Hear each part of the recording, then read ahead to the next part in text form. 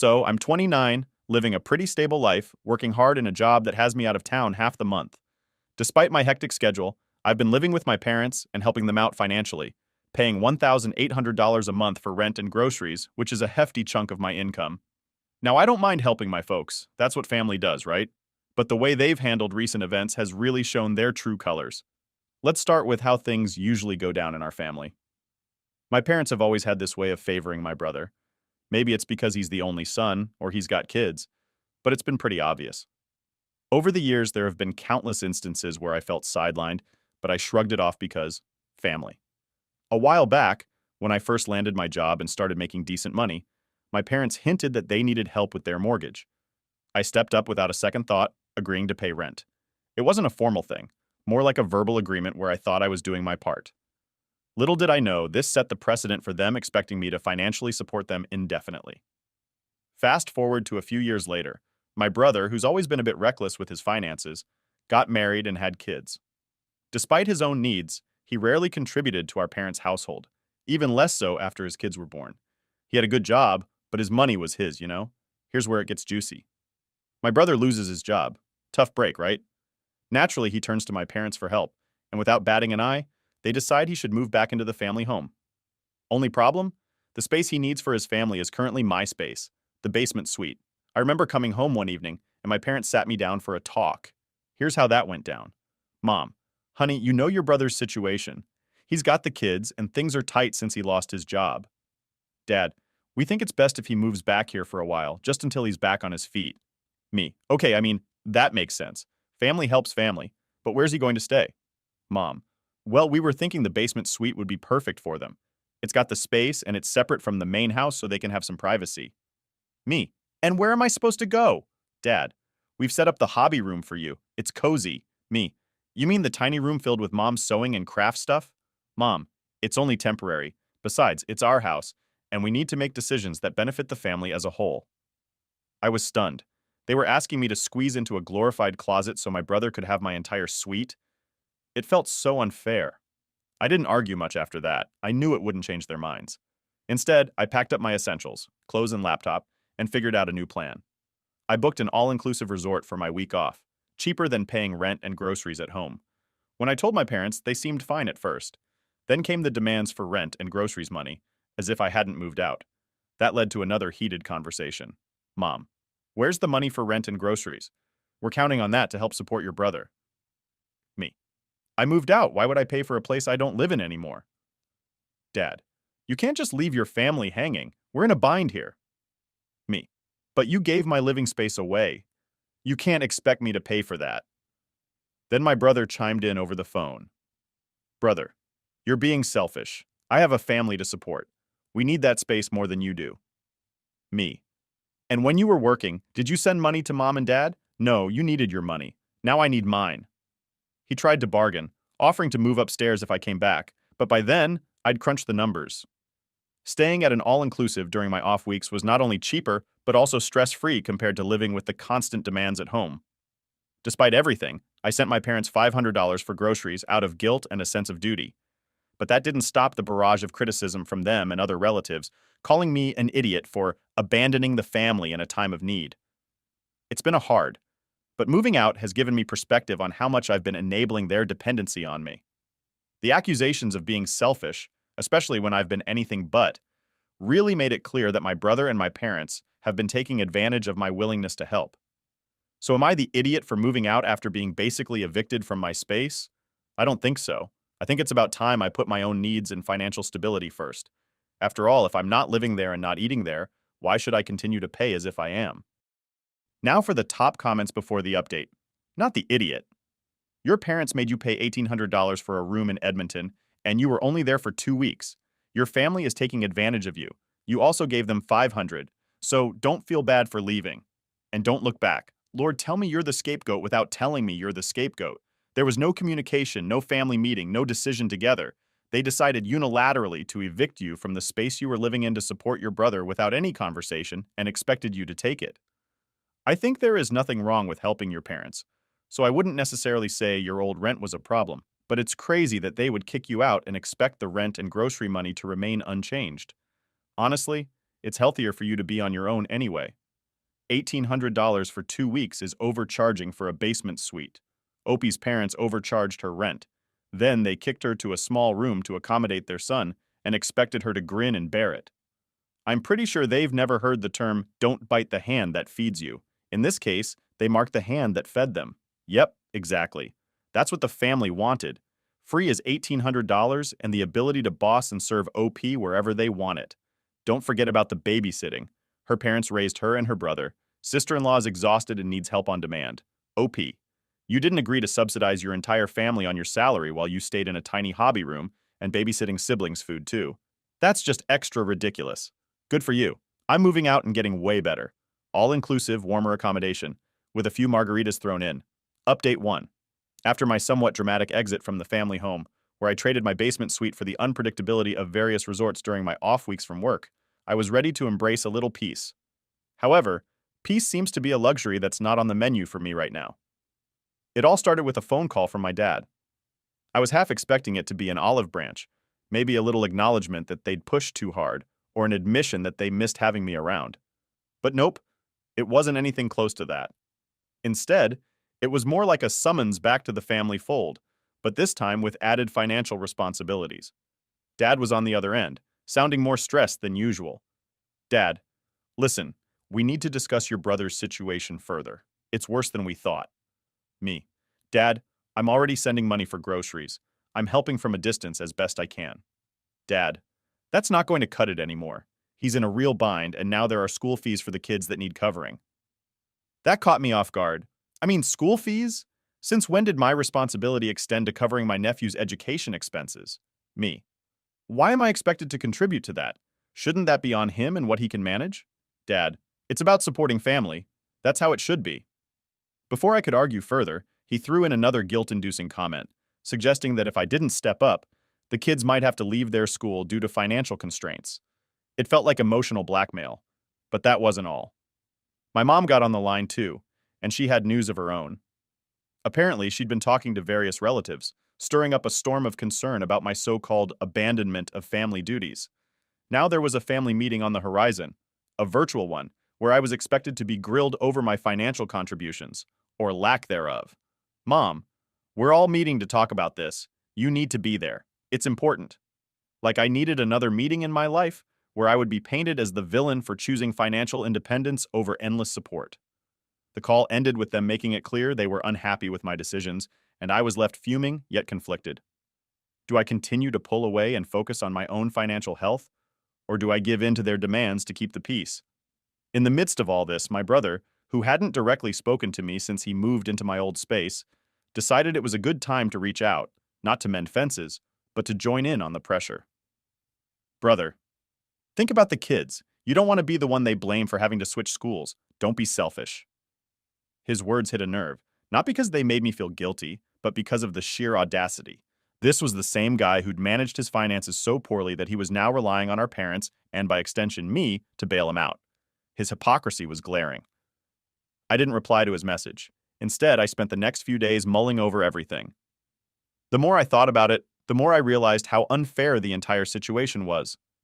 I was being asked to sacrifice my financial well-being to support not only my parents, but now an extended family network that seemed to have endless expectations. The family meeting loomed large, and when the day came, I logged in with a heavy heart but a clear head. The array of faces on my screen was like a panel of judges, ready to decree my fate. The conversation went as expected. Aunt, we're all worried about you distancing yourself from your responsibilities. Uncle, family should come first above all. You need to think about what's more important here. The accusations and guilt trips were thrown around liberally, and I found myself defending my choices more vigorously than I ever had.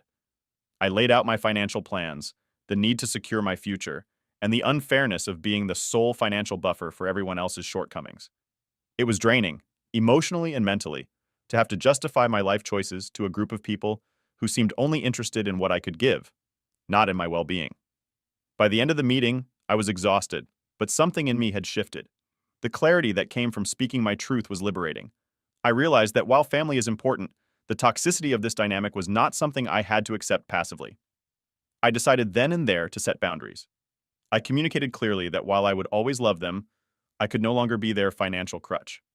I would help when I could, but not at the expense of my own financial security. The backlash was immediate. More calls, more messages, more guilt.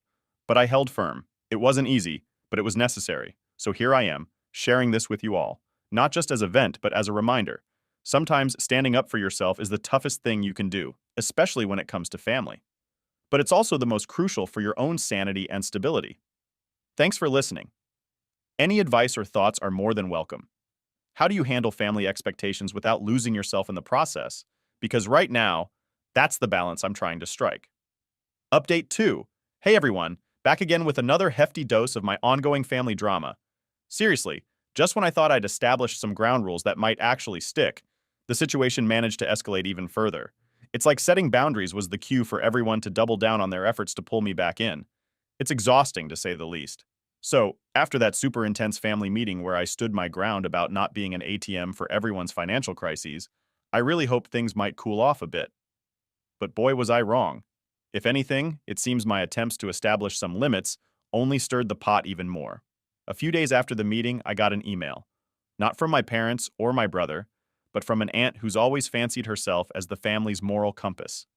The email was a doozy, longer than your average rant, packed with accusations and guilt-tripping. Email from Aunt. We need to address a serious issue concerning your recent decisions. It has become apparent that you are withdrawing from your family responsibilities. This behavior is not only disappointing, but deeply troubling to all of us who care about the family's well-being. Your parents have done so much for you, and now when they need your support, you are choosing to prioritize your financial independence over their needs and those of your brother's family. This is a crucial time for your brother, and he needs all the support we can give him. We expect you to reconsider your stance and start contributing more significantly to his mortgage and the children's extracurricular activities. Remember, family is everything. We must support each other, especially during hard times. Reading that email felt like I was being lectured by someone who had no idea, or didn't care, about the pressures I was already under. The level of entitlement was staggering. But that wasn't the end of it. Just when I thought it couldn't get more invasive, my mom decided to take things up a notch by calling my employer. Yes, you read that correctly. She actually called my place of work. Fortunately, she didn't get through to my boss directly, but the message she left with his secretary was enough to raise a lot of eyebrows. Mom's message to my boss. Hello, this is Mom's name. My name's Mother. I'm calling to discuss some urgent family matters that might affect her performance at work. We're going through a tough time, and it's crucial she supports us more. It would be helpful if you could encourage her to take her responsibilities seriously. Thank you. When I heard about this, I was beyond mortified. The idea that she would drag my professional life into this mess was something I hadn't even considered as a possibility. Driven by frustration and more than a little anger, I called her to confront her about the inappropriate call. Me. Mom, why would you call my work? That's completely inappropriate and out of line. Mom, I'm just trying to do what's best for our family. You're not listening, and maybe you'll listen to them. Me. My work has nothing to do with our family issues. You need to respect my professional boundaries. Mom, we're your family. We come first, and you need to prioritize us over everything else. The call ended with no resolution, just more tension and frustration. It seemed like every attempt I made to establish some reasonable boundaries was met with more extreme tactics from their side. And as if that wasn't enough, my brother has now begun a campaign of his own. He's been sending me texts and emails not directly asking for money but sharing links to expensive items for his kids, like it's some sort of hint. Brother's text. Hey, check this out. Would be great for the kids' summer camp. They'd love it. Link to a pricey summer camp. Saw this and thought of nephew's name? He's been wanting this for ages. Link to a high-end gadget. It's like a constant drip feed of guilt and manipulation, trying to wear me down. In the midst of this, another relative decided to throw their hat in the ring. My cousin, whom I haven't spoken to in months, called me up, trying to play mediator, or so it seemed at first. Cousin. Hey, I know things are tough right now, but you know how your mom and dad are. Maybe you could just help a little more, just until your brother finds his feet? It was yet another plea masked as a friendly suggestion, yet another attempt to make me bend after I'd already stated my limits. The pressure is mounting, and it's getting harder to see a way out that doesn't end in either caving to their demands or severing ties more dramatically. So, here I am, stuck between a rock and a hard place. My family keeps pushing, and I keep backing up until I feel like I'm about to fall off a cliff. It's a delicate balance, trying to maintain my financial independence and sanity while being bombarded by their ever-increasing demands. Thanks for listening to my vent. Any advice on how to handle this new level of intrusion would be greatly appreciated. How do you deal with family that refuses to accept boundaries? Because I'm all out of ideas here. Update 3. After my last update, I had a sliver of hope that maybe, just maybe, I had managed to communicate my stance clearly enough that my family would take a step back and respect my boundaries. Unfortunately, that hope was short-lived, and the reality has been anything but accommodating. Let's start with the latest developments. My parents have taken their expectations to a whole new level. It's no longer just about emotional appeals or subtle guilt trips. Now it's full-on demands and a laundry list of financial expectations that they seem to pull out of thin air. Recently, I received an email from my mom that felt more like a corporate invoice than a message from a family member. She meticulously outlined a monthly amount they expect me to contribute, which goes way beyond the basics of groceries or occasional help. Email from Mom. After much consideration, we've come to the conclusion that a contribution of $2,000 a month from you is reasonable to cover your share of the family expenses. This includes your brother's mortgage, the kids' schooling, medical bills for your father's recent health issues, and urgent renovations like the roof repair before winter. Additionally, we have calculated back payments we believe you owe for the times you were under-contributing. The level of entitlement in that email was staggering.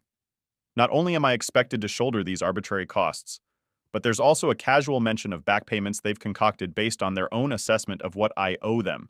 And as if the financial demands weren't enough, my dad has started a sort of smear campaign among the wider family. He's been calling up relatives, painting me as the family black sheep who has shirked his familial duties.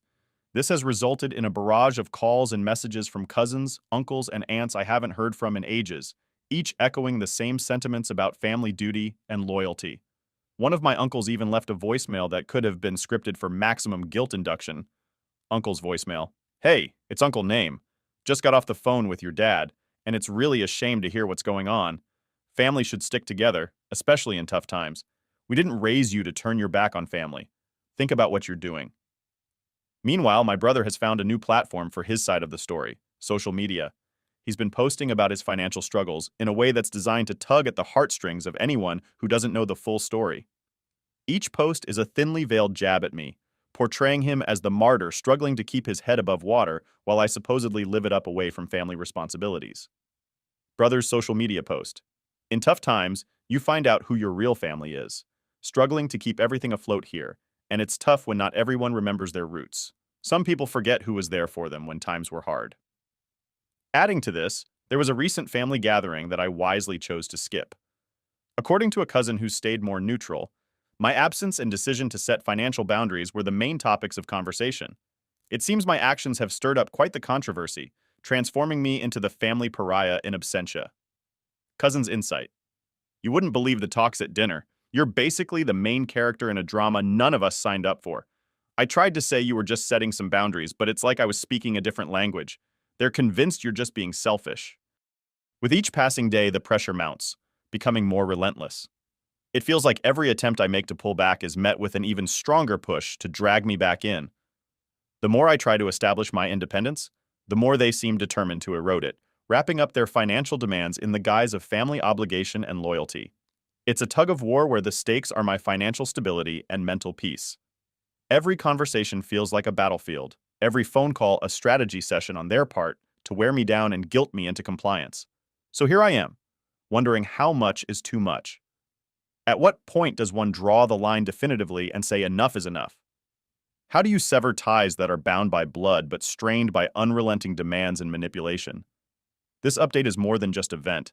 It's a call for advice, for shared experiences, for any wisdom on how to navigate this minefield of familial obligation and personal sanity. How do you handle a family that not only refuses to accept boundaries, but actively seeks to cross them at every turn? Thanks for sticking with me through this ongoing saga. Your insights and support mean the world to me as I try to find my footing in this rocky familial landscape. How do you maintain your independence when your family sees it as a betrayal? That's the million-dollar question I'm grappling with right now. Update 4. Hello again, everyone. Here I am, back with another update that feels more like the latest installment in an ongoing drama series, where the storylines just get thicker and the family antics more intense. Each time I think maybe this chapter will close, a new, even more demanding one begins. Strap in. This one's a doozy. Since the last time I shared, the situation hasn't just escalated, it's transformed into an almost daily struggle with a barrage of tactics that seem pulled straight from a playbook designed to break my resolve. Let's start with the latest strategy: unannounced visits. My parents have now taken to showing up at my doorstep without warning. The first time it happened, I was genuinely taken aback. There I was, thinking maybe they'd come to their senses and we could have a calm discussion, perhaps mend some fences. But no, they had other plans. They came armed, not just with physical folders of bills and documents, but with a prepared list of demands and accusations, all designed to guilt me into opening my wallet and abandoning my hard-earned boundaries. Dad's words: "Look at all these expenses, your brother's struggling, us struggling, and here you are, living like none of that matters. We raised you better than this. It's time for you to stop thinking only about yourself and start contributing like you owe it to this family." The audacity of that confrontation left me more than just a little shaken. It was a wake-up call to how far they were willing to go. I managed to stay calm, but firmly told them they needed to leave if all they wanted to talk about was money. But that wasn't the end of it. My parents, not ones to give up easily, began a new campaign, this time involving my friends and acquaintances. They started reaching out under the pretense of being concerned about me, subtly implying to anyone they could reach that my recent distancing from family duties was due to some kind of personal crisis or breakdown. One of my close friends shared their encounter with me. Friend's account: "Hey, just so you know, I got a call from your mom. She was talking about how you've been avoiding family responsibilities and hinted that maybe you were struggling with something deeper. She asked if I'd noticed any worrying changes in you." This maneuver was not just manipulative, it was invasive and embarrassing. To think that my own family would go so far as to paint me as unstable just to rope me back into the fold was something I hadn't anticipated. And then there's my brother, who until recently had been somewhat quieter compared to my parents. He changed tactics, opting for a more direct and aggressive approach. He began sending me messages that were harsher and more guilt-inducing than before, blaming me outright for the hardships he was facing. Brother's latest message: "Everyone's struggling and you're out there living it up. How do you think that makes us feel? The kids keep asking about you. They don't understand why their aunt has just cut them off. You're ruining everything with your selfishness." Each message from him was like a strike, designed to hit emotional nerves and guilt me into submission. It's clear now that they're all in on this together, each playing their part in a coordinated effort to wear me down. So, here I am, caught in an almost daily battle to maintain some semblance of independence and sanity.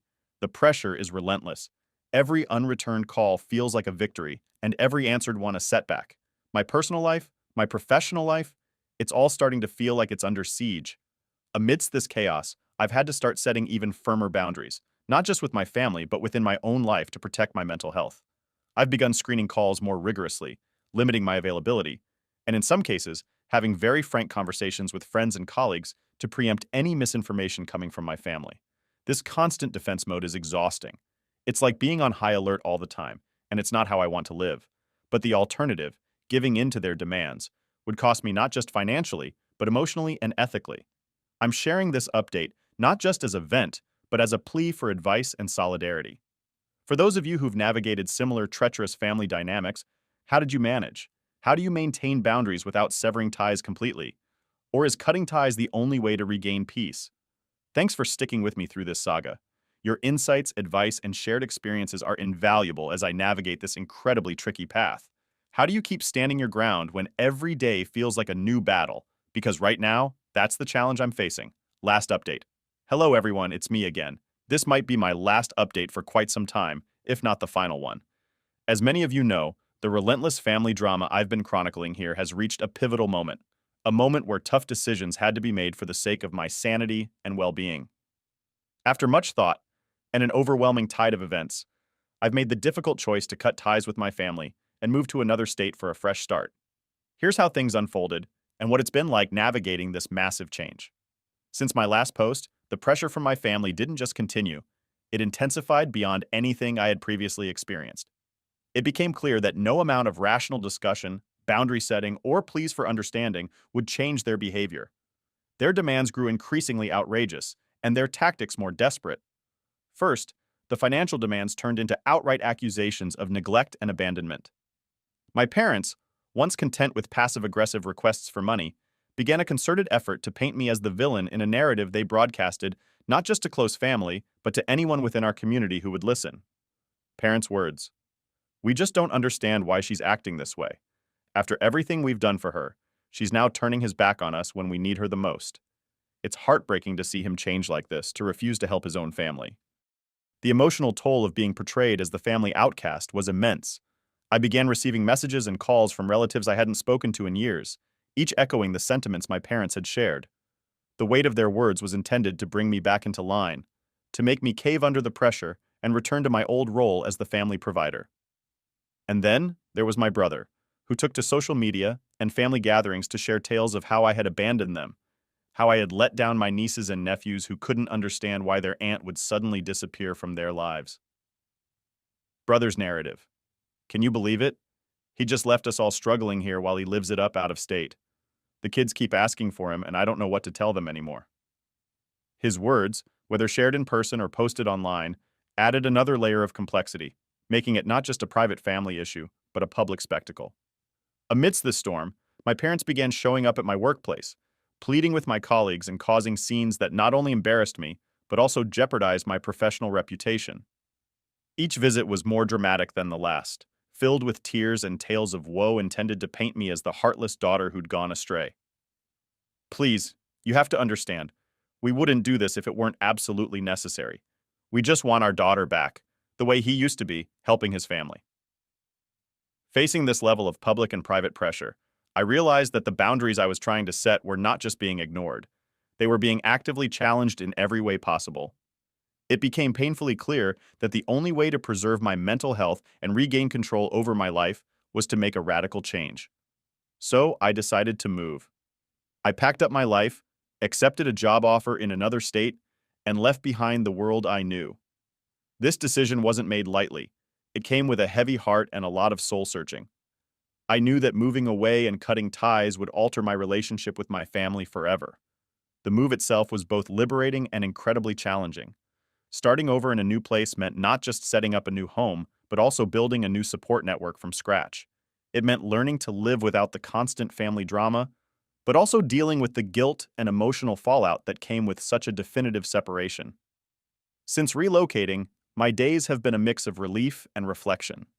There's a peace that comes with no longer being on high alert for the next family crisis, but there's also a sadness in knowing that my ties to my family are severed, perhaps irreparably. Every day brings new challenges and opportunities.